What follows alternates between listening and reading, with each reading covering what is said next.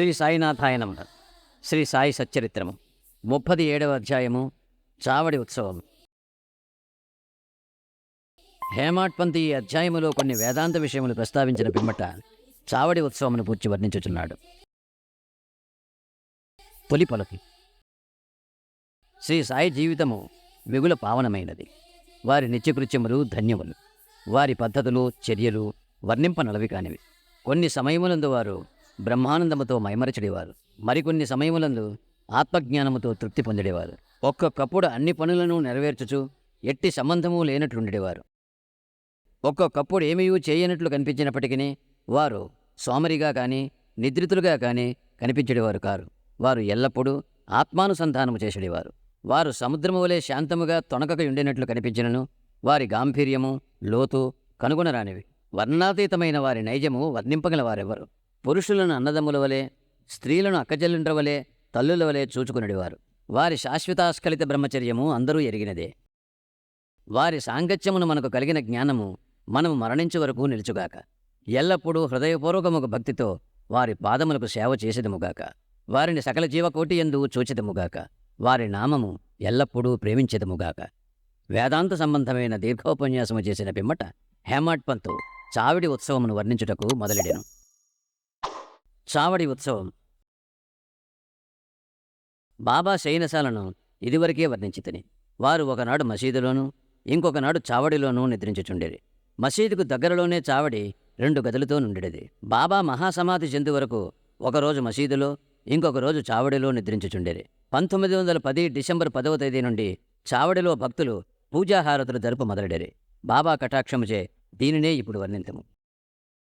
చావడిలో నిద్రించు సమయము రాగా భక్తులు మసీదులో గుమిగూడి కొంతసేపు మండపములో భజన చేసేవారు. భజన బృందము వెనుక రథము, కుడివైపు తులసీ బృందావనము, ముందర బాబా, వీరి మధ్య భజన జరుగుచుండెను. భజన యందు ప్రీతిగల స్త్రీ పురుషులు సరైన కాలమునకు వచ్చుచుండేది. కొందరు తాళములు, చిరతలు, మృదంగము, కంజిర, మధ్యలలు పట్టుకొని భజన చేయుచుండేవారు. సూదంటి రాయి వలె సాయిబాబా భక్తులందరినీ తమ వద్దకు ఈడ్చుకొనిడేవారు. బయట బహిరంగ స్థలములో కొందరు దివిటీలు సరిచేయుచుండిరి, కొందరు పల్లకిని అలంకరించుచుండిరి, కొందరు బెత్తములను చేత ధరించి శ్రీ సాయినాథ మహారాజుకి జై అని కేకలు వేయుచుండిరి. మసీదు మూలలలో తోరణములతో అలంకరించుచుండిరి. మసీదు చుట్టూ దీపముల వరుసలు కాంతిని వెదజల్లుచుండెను. బాబా గుర్రము శ్యామకర్ణ సజ్జితమై బయట నిలుచుండును. అప్పుడు తాతయ్య పాటిల్ కొంతమందిని వెంట పెట్టుకుని వచ్చి బాబాను సిద్ధముగా నుండుడని చెప్పేవాడు. బాబా నిశ్చలముగా కూర్చునడేవారు. తాత్యా పాటీలు వచ్చి బాబా చంకలో చేయి వేసి లేవనెత్తుచుండెను. తాత్యా బాబాను మామా అని పిలిచెడేవారు. నిజముగా వారి బాంధవ్యము మిక్కిలి సన్నిహితమైనది. బాబా శరీరముపై మామూలు కఫీని వేసుకుని, చంకలో సటగా పెట్టుకుని, చిరుమును పొగాకును తీసుకుని, పైన ఉత్తరీయము వేసుకుని బయలుదేరుటకు సిద్ధపడుచుండేది. పిమ్మట తాత్య జలతారు చెల్లాను బాబా వడలిపై వేసుడేవాడు. అటు పిమ్మట బాబా తన కుడిపాదము బటనవేలితో ధునిలోని కట్టెలను ముందుకు త్రోసి కుడి చేతితో మండుచున్న దీపము నార్పి చావడికి బయలుదేరేవారు. అన్ని వాయిద్యములు మ్రోగిడివి. మతాబా మందు సామాను అనేక రంగులు ప్రదర్శించుచూ కాలిడివి. పురుషులు స్త్రీలు బాబా నామము పాడుచు మృదంగము వీణల సహాయముతో భజన చేయుచు ఉత్సవములో నడుచుచుండేది. కొందరు సంతసముతో నాట్యమాడుచుండేది. కొందరు జెండాలను చేత పట్టుకొనుచుండేది. బాబా మసీదు మెట్లపైకి రాగా బాల్దారులు శ్రీ సాయినాథ్ మహారాజుకి జై అని కేకలు పెట్టుచుండేది. బాబాకు ఇరుప్రక్కలా చామరములు మొదలుగునవి పట్టుకుని విసురుచుండేది. మార్గమంతయు అడుగులకు మడుగులు పరిచిడేవారు. వానిపై బాబా భక్తుల కీలూతతో నడిచిడేవారు. తాత్యా ఎడమ చేతిని, మహల్షాపతి కుడి చేతిని, బాపూ సాహెబ్ జోగ్ శిరస్సుపై ఛత్రమును పట్టుకునేవారు. ఈ ప్రకారముగా బాబా చావడికి పైన మొక్కుచుండెను. బాగుగాను పూర్తిగాను అలంకరించిన ఎర్రగుర్రము శ్యామకర్ణ దారి తీయుచుండెను. దాని వెనుక పాడిడేవారు, భజన చేయువారు, వాయిద్యమును మ్రోగించువారు భక్తుల సమూహముండెడది. హరినామస్మరణతోనూ బాబా నామస్మరణతోనూ ఆకాశము బ్రద్దలగునట్టులా మారుమ్రోగుచుండెను. ఈ మాదిరిగా శోభాయాత్ర మసీదు మూల చేరుసరికి ఉత్సవములో పాల్గొన్నవారందరూ ఆనందించుచుండెరు. ఈ మూలకు వచ్చేసరికి బాబా చావడి వైపు ముఖము పెట్టి నిలిచి ఒక విచిత్రమైన ప్రకాశముతో వెలిగిడివారు. వారి ముఖము ఉదయ సంధ్యవలే లేదా బాలభానుని వలె ప్రకాశించుచుండెను. అతడు బాబా ఉత్తరము వైపు ముఖము పెట్టి కేంద్రీకరించిన మనస్సుతో నిలిచిడివారు. వారు ఎవరినో పిలుచునట్లు కనిపించడిది. సమస్త వాయిద్యములు మ్రోగుచున్నప్పుడు బాబా తన కుడి చేతిని క్రిందకు మీదకు ఆడించెడివారు. అట్టి సమయమున కాకాసాహెబ్ దీక్షిత్ ముందుకు వచ్చి ఒక వెండి పళ్ళెములో పువ్వులు గులాల్ పొడిని తీసుకుని బాబాపై పెక్కుసార్లు చల్లుచుండెను. అట్టి సమయమందు సంగీత వాయిద్యములు వాని శక్తి కొలది ధ్వనించుచుండెను. బాబా ముఖము స్థిరమైన ద్విగుణీకృత ప్రకాశముతోడను సౌందర్యముతోడను వెలుగుచుండెను. అందరూ ఈ ప్రకాశమును మనసారా గ్రోలుచుండెరి. ఆ దృశ్యమును ఆ శోభను వర్ణించుటకు మాటలు చాలవు. ఒక్కొక్కప్పుడు ఆనందమును భరించలేక మహల్షాపతి దేవత ఆవేశించిన వానివలే నృత్యము చేయువాడు. కాని బాబా యొక్క ధ్యానము ఏమాత్రమూ చెదరగయుండెడిది. చేతిలో లాంతరు పట్టుకుని తాత్యాపాటీలు బాబాకు ఎడమప్రక్క నడుచుచుండెను. భక్త మహల్షాపతి కుడివైపు నడుచుచు బాబా శల్లా ఎంచున పట్టుకునడివాడు. ఈ ఉత్సవము ఎంతో రమణీయముగా ఉండేటిది. వారి భక్తి చెప్పనలవే కానిది. ఈ పల్లకి ఉత్సవమును చూచుటకు పురుషులు, స్త్రీలు, ధనికులు, పేదవారు గుమిగూడుచుండిరి. బాబా నెమ్మదిగా నడుచుచుండారు.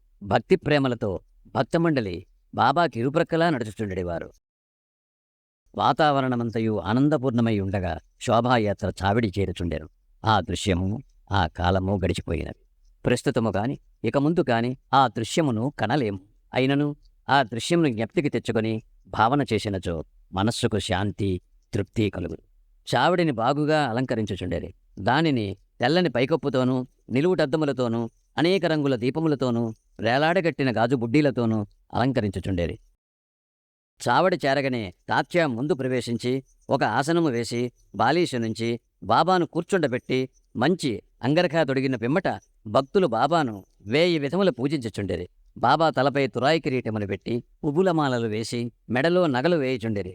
ముఖమునకు కస్తూరి నామమును మధ్యను బొట్టును పెట్టి మనస్ఫూర్తిగా బాబా వైపు హృదయానందకరముగా చూచెడివారు.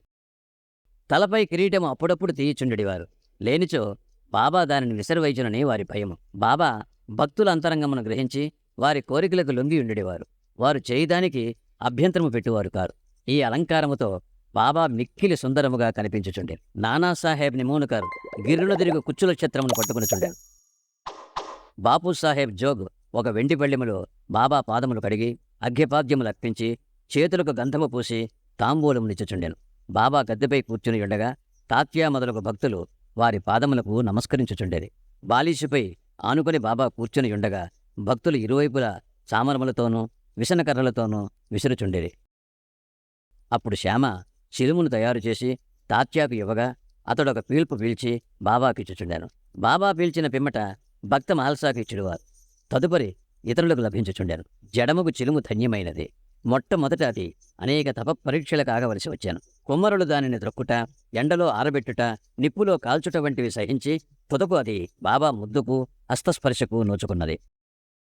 ఆ ఉత్సవము పూర్తి అయిన పిమ్మట భక్తులు పూలదండలను బాబా మెడలో వేసిడేవారు. వాసన చూచుటకు పువ్వుల గుత్తులను చేతికిచ్చేవారు. బాబా నిర్వ్యామోహము, అభిమానరాహిత్యములకు అవతారము అగుటచేత ఆ అలంకరణములను గాని మర్యాదలను గాని లెక్కపెట్టువారు కారు. భక్తులందు అనురాగముచే వారి సంతుష్టి కొరకు వారి ఇష్టానుసారము చేయుటకు ఒప్పుకొనుచుండేది. ఆఖరుకు బాపూసాహెబ్ జోగ్ సర్వలాంఛనములతో హారతినిచ్చువాడు. హారతి సమయమున బాజా భజంత్రి మేళతాళములు స్వేచ్ఛగా వాయించువారు. హారతి ముగిసిన పిమ్మట భక్తుల ఆశీర్వాదమును పొంది బాబాకు నమస్కరించి ఒకరి తర్వాతనొకరు తమ తమ ఎండ్లకు పోవుచుండేది. చిలుము, అత్తరు, పన్నీరు సమర్పించిన పిమ్మట తాత్యా తన ఇంటికి పోవుటకు లేవగా బాబా ప్రేమతో అతనితో ఇట్లనెను: నన్ను కాపాడుము. నీకిష్టమున్నచో వెళ్ళుము. కాని రాత్రి ఒకసారి వచ్చి నా గూర్చి కనుగొనుచుండుము. అట్లనే చేయుదననుచు తాత్యా చావిడి విడిచి గృహమునకు పోవుచుండాను. బాబా తన పరుపును తానే అమర్చుకునేవారు. 50-60 దుప్పట్లను ఒకదానిపై ఇంకొకటి వేసి దానిపై నిద్రించేవారు. మనము కూడా ఇప్పుడు విశ్రమించదము. ఈ అధ్యాయమును ముగించకముందు భక్తులకు ఒక మనవి.